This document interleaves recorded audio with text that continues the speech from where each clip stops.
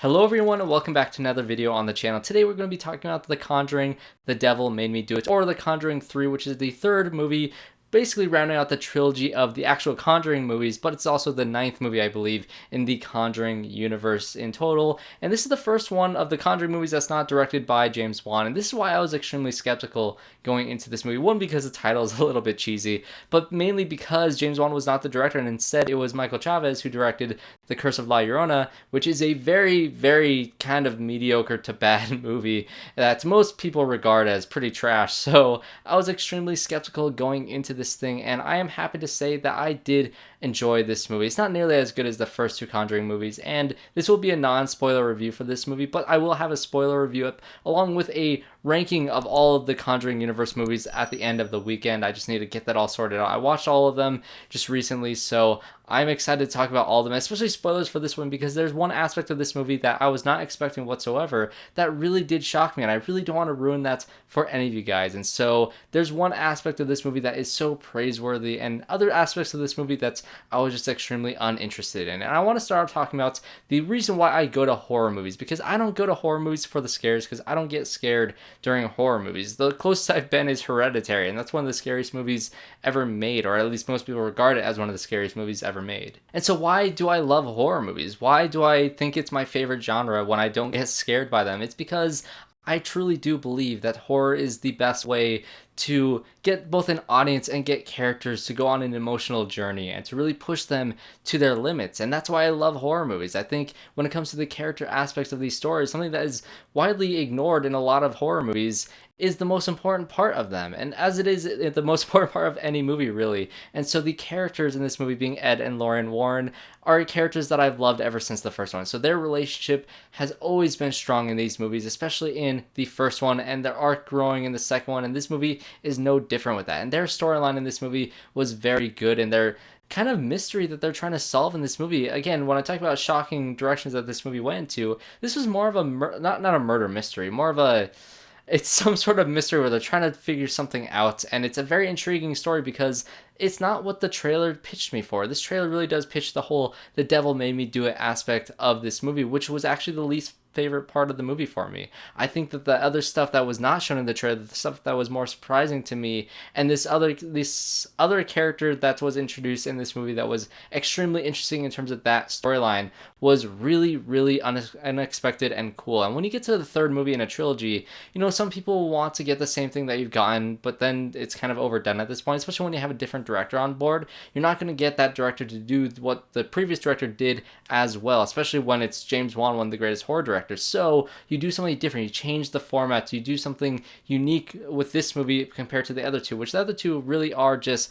haunted house movies where, you know, Ed and Lorraine Warren go to this family who's dealing with a lot of trouble, and they kind of work together, and the camaraderie between all of those, you know, grand cast of characters is very strong by the end of the movie, and there's an emotional release by the end of it. And that's what the first two movies are, and they're great for it. And this one is very separate from that because there's no, you know, group of people that are all kind of, you know, together throughout this entire movie. It's very split. There's a storyline with Ed and Lorraine Warren, and then a sub-storyline with the whole Devil Made Me Do It characters.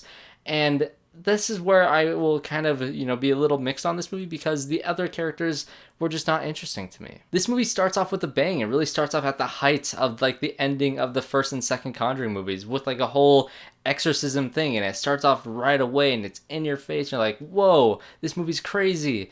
But you don't get that hour or hour and a half before that point to really care about those characters that you're watching through it. And so, although those sequences were very, very, very exciting to watch and had some energy behind the camera, after you got past that point and you follow those characters after this entire opening sequence, you don't really care about them because you didn't go through the emotional journey that they went through to get to that beginning point of this movie. And so when you're kind of disconnected by these characters and they go throughout their journey throughout this movie, every time they cut back to them in the finale of this film, I was just kind of like, go back to Ed and Lorraine Warren because their storyline was much, much more interesting. I didn't really care too much about the other characters, and thematically they kind of lined up, but that storyline was not given enough attention to have the same amount of thematic, you know, elements that the main storyline had. And so in that way, this other storyline was just kind of it was kind of meh. And when it comes to that storyline also, it was more of the whole sneaking down a hallway, you hear a noise and you go to investigate it, that type of like building up to a jump scare type of sequence. And nobody is better than building up suspense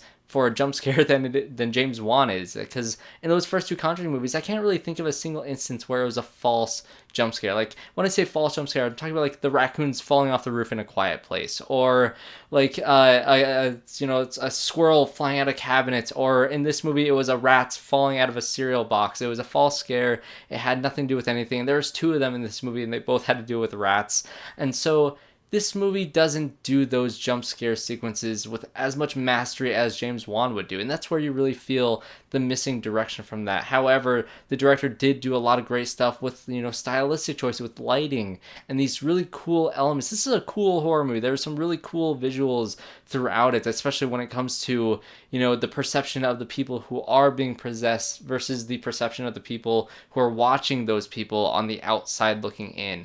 And so those two different perspective changes throughout the movie were really interesting to see. And again, it was really cool. This is a cool horror movie. It's not as scary as the first Conjuring movie. It's not as intense as the second Conjuring movie. It's kind of a middle ground in between those two, but doesn't do either of them as well as the previous two. However, it is much better than most, if not the large majority of other Conjuring universe movies, except for Annabelle Creation, which I really love that movie.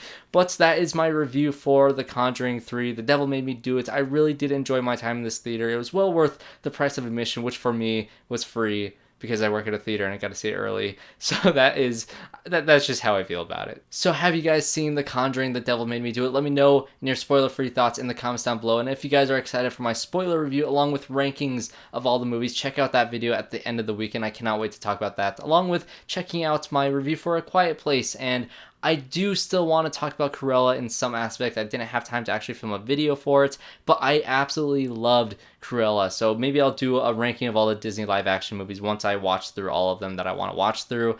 So thanks guys for watching this video, and I hope to see you all in my next one.